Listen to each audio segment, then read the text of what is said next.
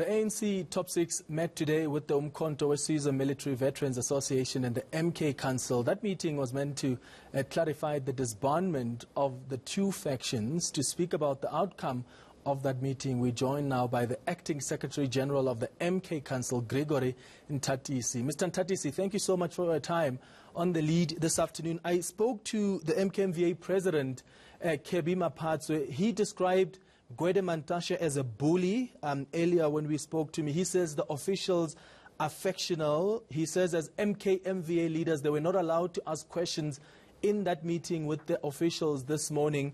How did you read the meeting with the officials? How did it go? Well, let me start by saying greetings to your listeners and greetings to you as well.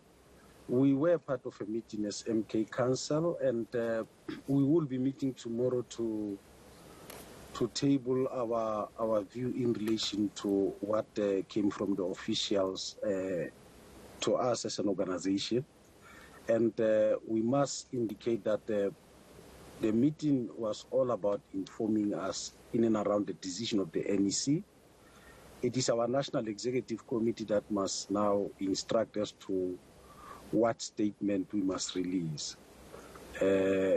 So to us, that was informational, and that's all I think what I can say to you. Yeah. Was there clarity provided though, Mr. Nthatisi? Because it seems there's been confusion around whether or not, in fact, it was the Subcommittee on Peace and Stability that recommended that there must be a disbandment of the MKMVA as a structure of the ANC. What do you understand? Did you get that clarity from the top six? Is that the intention, to disband the MKMVA so there can be a Congress that unifies both the MKMVA and the MK Council?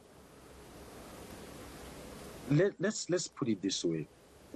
When the National Executive Committee meet and discuss around the issues that they were elected to run, we are not part of such meetings. The product of what comes of those meetings are resolutions. We become beneficiaries of the resolutions of the NEC.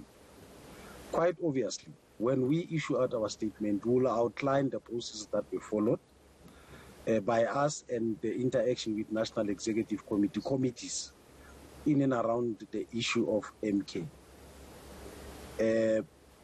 What came to us was simply a resolution of the National Executive Committee through the officials to inform us about the position that has been taken. It did not warrant discussion, to be honest.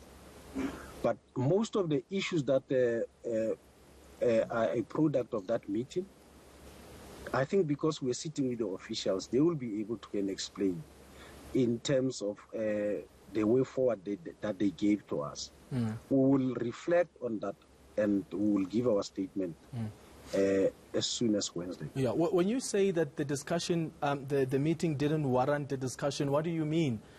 Because Gregory Nthatisi told me earlier that there was bullying on the part of the chairperson of the ANC, Gregory Nthatisi. He wasn't allowing, apparently, MKMVA members to ask questions. So when you say the meeting didn't warrant a discussion, what do you mean? Maybe let me just give a broad outline without going into playing each other as MKMVA and MK National Council. We are a baby of the African National Congress as MK. We take our tune and instructions from the ANC.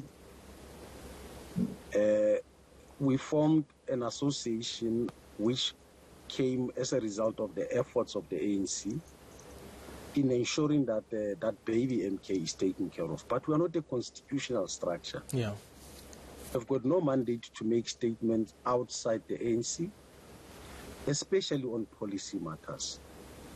We also do not have the power to want to go toe-to-toe with the National Executive Committee on decisions that they would have made. At best, we must learn to support some of the decisions. I mean, that is not some.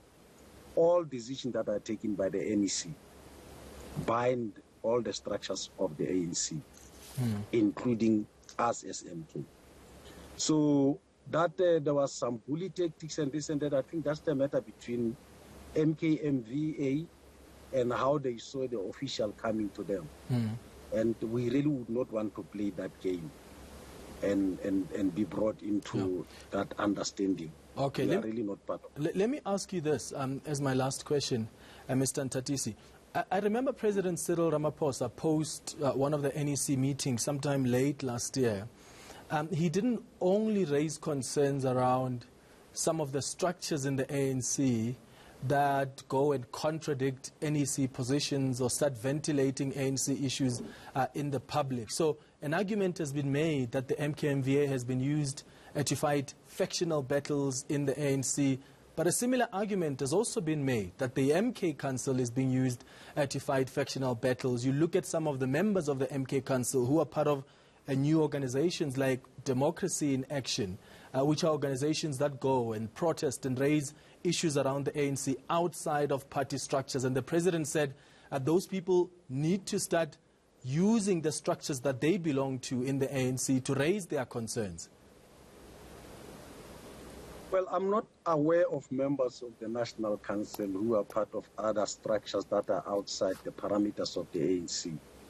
But I want to believe that South Africans have got their democratic right to participate at any level that has to do with matters of democracy in the country.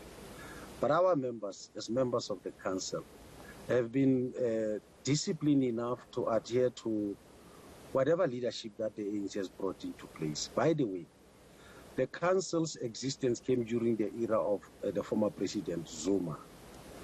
And we supported President Zuma. We actually interacted with him and his cabinet as well as his NEC around issues that impact on MK.